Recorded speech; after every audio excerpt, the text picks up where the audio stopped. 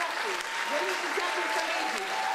Я ще раз похлопаю за чудовне приглашення нашої родини, Білорусі, гені керівники наших творчих колективів, Ольга Івановна Гусинець, Юлія Владимировна Беспалова, Людмила Владимировна Бардов і головний режисер нового чудовного спектакля Лена Микитовна Рубашко.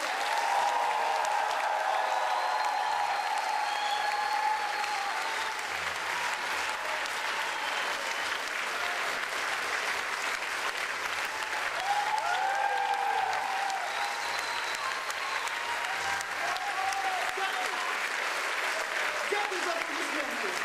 Нехай цей спектакль буде приглашенням нашої родини.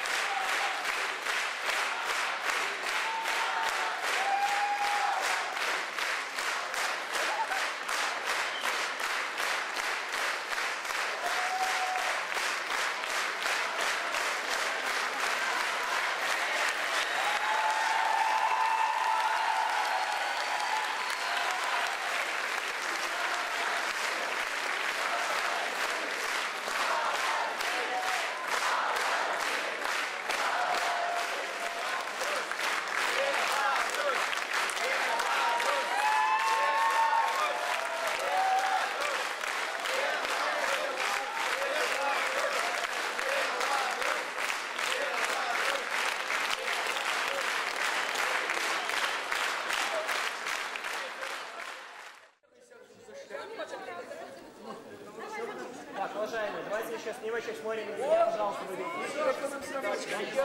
Ура!